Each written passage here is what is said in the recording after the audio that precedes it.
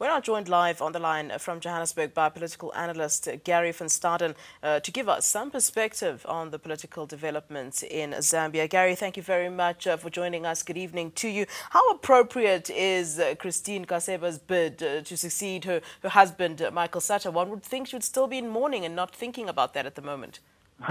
Yes, I would think. First of all, good evening and good evening to your listeners, viewers. I think that's right. I don't think there's any clear thought going on here. I think that the Sata family, nephews, sons, wives, etc. I mean, it's starting to look like a bit of a family circus. So, but neither, I don't think there's any real prospect of any of those people being elected. I think that that Edgar Lungu has probably got the nomination wrapped up. I know there's some debate about whether the Patriotic Front Central Committee can nominate him, or whether he has to go to an elective conference.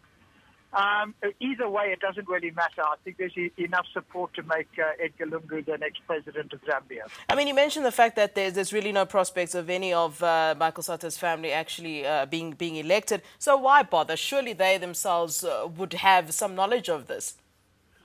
You would have thought so. I just think sometimes people get badly advised and they say, well, listen, there's a bun fight in the Patriotic Front. Perhaps we need someone with a name to bring some stability to the situation. I don't know. I mean, obviously there's input that we're not aware of. But I would have thought that if they have a sound, careful look at their prospects, they would have understood that really they don't stand much of a chance. But I mean, it's an open race. I mean, and there's probably another 10 names in the hat we haven't even heard about yet. So it's going to take some time for this all to filter through to one candidate. And there is a possibility even that the Patriotic Front may field two candidates. I mean, we're not sure what's going to happen with that.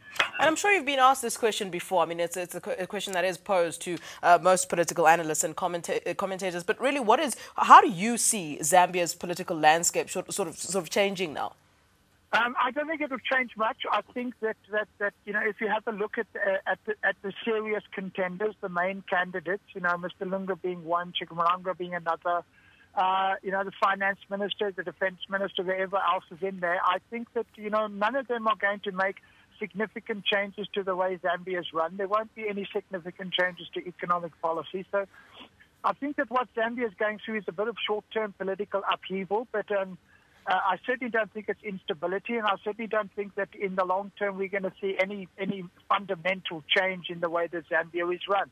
I think the Patriotic Front is going to win the election relatively easily, and after that, it's just going to be a case of back to. In fact, I think we may see a slight improvement in the way Zambia is governed, because, to be frank, the late President Michael Sata sometimes made some decisions that were not entirely rational.